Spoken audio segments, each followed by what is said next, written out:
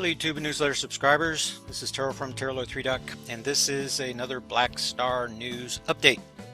Bonnie sent in a good question. This is in the newsletter currently on page 25. This may be moved up, but let's take a look at the video of what she's talking about here.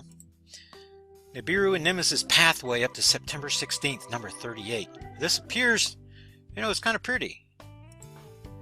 And okay, then so we go. If I could flip this over for you, then and he's showing. March 2011. Now, he's showing his black star, his Nibiru, whatever you want to whatever you want to call it, coming up from the southern hemisphere and going back, diving back down. This is very similar to Gilbert Erickson, I believe. Fellow, he seems pretty smart. Tried to converse with him. Guy didn't want to have anything to say. I think that the guy's just spreading disinformation. I'm not saying this is disinformation necessarily. He's getting this information from somewhere, but it just simply does, everything does just not add up. Got to working on this, doing the research on this story, and I want to share some of that information with you. So this is where Bonnie starts, and this is where I begin right here, just starting off. The gift type model showing Nibiru coming from the southern hemisphere to reach perihelion and dive back into the southern hemisphere is definitely inaccurate based upon the well-defined seismic pattern and related information, including the magnetopause reversal. There's a link to the video right there. The mystery Martian dust storms. And then there's a comment. I'm trying to give you more information. If you understand about how solar systems are formed, dust cloud, condensation, solar disk formation, then you're going to realize that these guys are orbiting one another or a third point in space, and that they are going to generally be like this. That's just the way that it is out there in the solar system. And I give you more. The two disks they found are aligned with each other in the same plane, which that's normal. That's the way that it is. That's the way things are supposed to be. That's typical. Doesn't mean they're always going to be that way, but a very high percentage of these boys, this is the way they are. And the leading hypothesis is that we're dealing with the invisible collapsed binary twin to our sun that went supernova. So this would be like our sun. This would be the binary twin. It was much larger. Larger stars burn out quicker. It imploded. It created this remnant body that is now doing this thing. And rather than orbiting a third point in space that they held in common, now the black star has superior mass to the black star, so the black star has a planetary relationship. Even though it's a star, it's a remnant star. It has a planetary relationship with the sun, but still, depending on where the sun was when it went supernova, then a new set of mechanics took over, because the biggest gravity well was no longer the imploded sun, but it was our sun. So wherever this guy was, it began, instead of orbiting that third point in space, it began orbiting our sun, but still on the same plane. And there's just too much evidence of that. So I'll give you some of the background information right here, and then I get down to this part. We know from the seismic data that Earth is passing between the sun and black star, creating big seismic events on a 188-day cycle. From December 26, 2004, there's information on the Sumatra quake, all the way up to April 25th. When you use, which is it, Chile or Fukushima? I believe it's Chile. When you take Chile on February 27th, that should be February the 27th there. It says the 26th. That's a typo. Whenever you go backwards to Sumatra, you get 12.8 days. When you go forward to April 25th, you get 12.4 days that you're adding to each year. That's the remainder that's left over. And adding 12 days to your each year, divide that in half because you have a near side and back side alignment, then that's where you get the 188-day cycle. The 188-day cycle is, oh, here we go again. This guy wants to close. I'll open it back up for you here in a second. Okay, but what I wanted to show you was over here. This area of my chart has to be updated. The data is coming in, and I'll update it. This actual event here was April the 28th. Only a 3-degree move. You see this 12-degree move you have average for each year? And the Sumatra quake isn't on here. I began right here on February 27, 2010. Then you have Fukushima, Guerrero, Papua, Solomon Island. These are happening on a 188-day cycle because it's showing leftward movement. From the sun's perspective, leftward movement in the orbit diagram, the RA values are getting higher and higher as this thing's going through space. But not only that, the backside alignments. Christchurch, September 4th, 2010. After that, then we had Fukushima. At 188 days, you got Fiji. After that, you have Guerrero. After that, you have Colombia.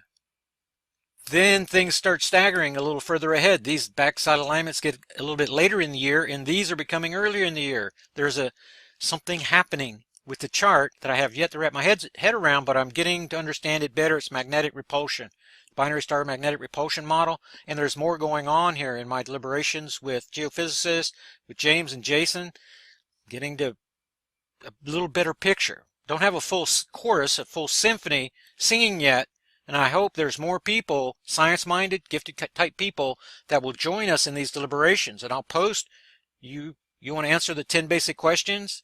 I want to see your perspective, where you're coming from.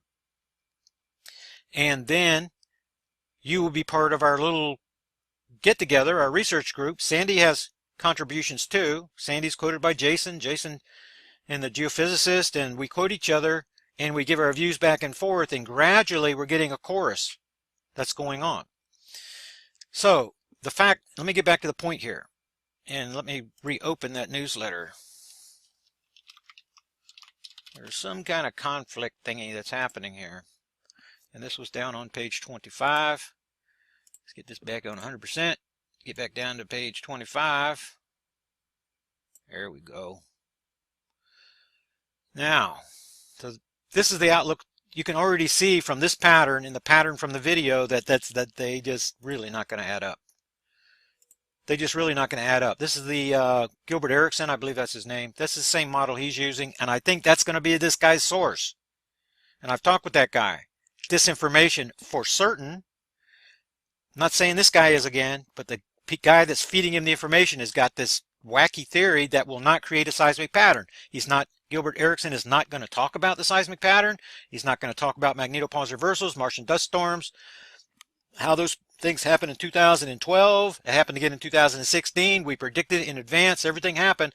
Yes, it happened a little earlier than I thought because the black star slowed down leftward movement in the orbit diagram. I didn't see that coming. That surprised me. But the solar flaring activity took place in April 2016, leading up to the Martian dust storms, leading up to the magnetopause collapse. Same pattern that we saw in 2012. And it's because of the pattern that we were able to make the prediction. We don't have to understand the science as long as we can see the pattern and make the prediction, right? I want to understand the science more, and it appears that the magnetopause collapse reversals, Martian dust storms, are caused by magnetic portal connection convergence. In other words, the sun and the earth are connected by a magnetic portal, and this object going around that's coming in is connected to the sun too. And as we pass between them, we have multiple magnetic portal connections that are converging on each other and interacting together. They're like giant live electrical wires.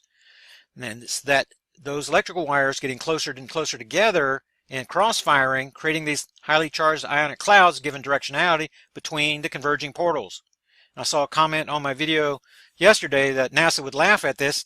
If you go to my channel right here and you go to magnetic portal connections, it's going to take you to NASA documentation. They're going to show you how the sun and earth are connected. They're going to talk to you about internal active conduits, passive conduits. They're going to give you a little bit of the anatomy of a magnetic portal connection from current understanding, because right now they're looking at these portal connections as magnetic because they can measure magnetics. They can see magnetics, when actually we're going to find out in the future that these internal conduits are conducting electromagnetism from across the entire electromagnetic spectrum. So the sun is going to sleep because the black star is doing it. And it's creating, as it gets getting closer, the magnetic portal connection is getting more, it's conducting more solar electromagnetism for redirecting to all the planets based on their near proximity. So that is the facts in this case from my perspective. And so I wanted to make this special news update. I'd like to keep them around 10 minutes and not go much further. Lots of information in here. The seismic pattern, the 180-day cycle. This is a link to Minster Armour Bosich paper I became aware of instantly in April of 2011, and it was connected to the Ellen and Comet discovery. A lot of people want to laugh about it, but we learned a lot. The discovery of the seismic pattern came because Leonid Elenin, which I don't even think is a real person, this is a NASA psyop. They pointed to the Leo constellation at the discovery 12/10/2000. Oh, this should be 12/10/2010 right there. I'll fix that. And then whenever Mincer Armour Bosic came out with his paper, Marshall Masters grabbed him by the arm. I was on my first radio show ever was done with Marshall Masters as a member of his elite research team. That was on May 3rd, 2011. Right after this right here happened. And it was because of Mincer Armour Bosic and what Marshall Masters was twisting his arm and changing his testimony. I communicated with Mincer Armour Bosic a dozen times before he ever got in contact with Marshall Masters, and I heard his views on all these things. He wasn't concerned about the seismic pattern or any of that stuff. He was concerned about someone stealing his patent rights. That's all he was concerned about. He's not a Planet X, Black Star, Nibiru, anything.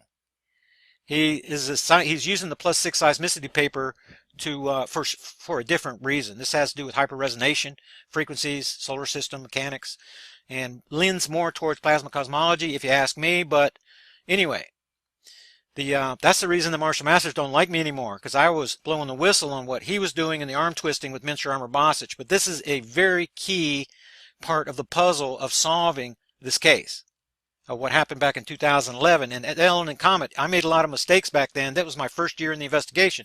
But still, there was enough information available to make the prediction for March 15th, 2000. This investigation started January of 2011, right after the Ellen and Comet was discovered.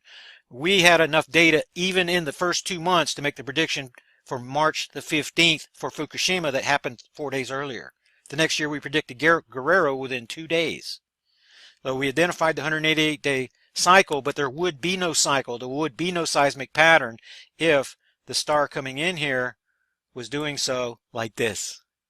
This is my view to be totally rejected. If somebody has the scientific wherewithal to demonstrate using these type of diagrams, they have the wherewithal also to identify the seismic pattern, the magnetopause reversals, Martian dust storms, the other events that are connected. Definitely connected. The shrinking heliosphere, the weakening magnetosphere. There's a long list of scientific evidence that is put together in this Project Black Star investigation. And the fact that these guys go off in their little niches, their little cubby holes, and they work independent of the science. They're trying to give you a scientific explanation without including the geology, the astrophysics, the physics. You see what I mean?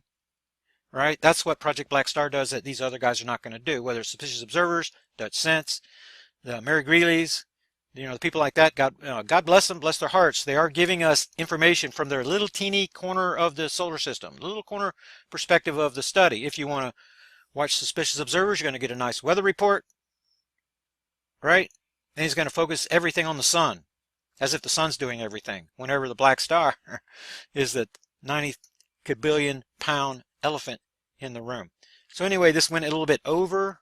Let me point you back to the newsletter article so you can see what you're looking at here. And this, why I'm here before I sign off, all the information is there that you need to be able to sort this out. There is a ton of information in this newsletter. There's this is a really beautiful piece by Jason, Infinity and Beyond, in this little deal that he's put together here. And Jason got a good mind, and he thinks way outside the box like I do. And he's showing me some things. Remember, I'm very slow to draw conclusions. I'm going to listen to everybody's singing in this case, and I'm listening for that ring of that bell, that sound of truth.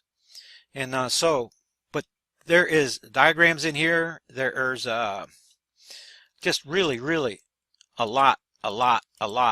There's more information in here on Black Star features and characteristics than maybe in all the other newsletters combined. This is a really good newsletter. It's deep. You go to the deep side of the pool a little bit, but gradually, and I'm trying to inspire the contributors to speak more in more general terms, and rather than these highly sophisticated terms, and to connect their commentary to events. Things that we can measure, observations, the reversing magnetosphere, what can cause that?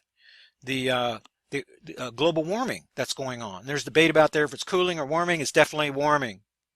2017 will be the hottest year in recorded history. Take that to the bank. Although there are going to be colder regions, the polar vortex phenomenon taking place, but tons and tons of information here. Make sure that if you're not a subscriber, I hope that you will be. This will be included in the Dropbox folder for all newsletter subscribers, along with everything else. And if you're not, then make sure that you're going to get a free link to this video out of the description box of the upcoming update that's coming out tomorrow. This is the one that I did earlier, the report, and you guys should have already seen that video. If you haven't, jump over there. There's the link to it. You can get it out of my description box. Please share my videos. Let's up the numbers over here to get a little more credibility. We don't even have 10,000. Some of these guys have got 200,000. We don't even have 10,000 subscribers over here. So if you guys will do that, then I appreciate it very much. And this went longer than I wanted to, but I want to give you a little demonstration. And remember, it's only $25 per year.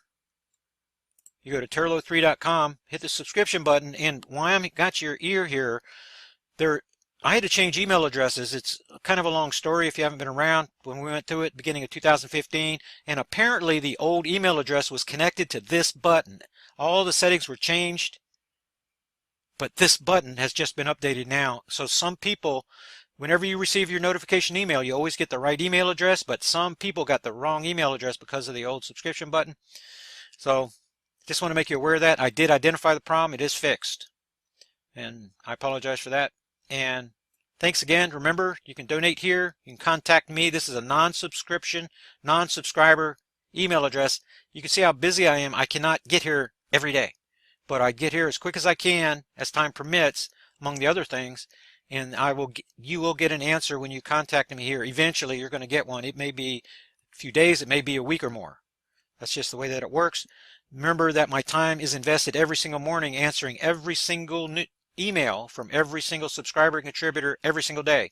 And sometimes that goes till 4 in the afternoon, and I just do, at that point I'm about ready to drop, and I cannot do anymore. I have to get away from it, or my head's going to explode. So remember, only $25 a year. This is a really, really great deal. You have access to all the information, and you get access to all the other previous emails. And for those that are kind of new, I recommend 2012 volume number 9. My senior Michael Owens, my senior astronomer at that time, was writing all the feature all the feature articles for the newsletter. Very brilliant man, and he begins off in 2012. There's some really great stuff back there. So I just want to point you in that direction. Thanks again, and be sure to share this video with others, and appreciate you guys' support, and I'll see you on the next Black Star update report, which is coming out tomorrow, unless I see something else where another Black Star news needs to be made. Thanks again. I'll see you guys on the next update report.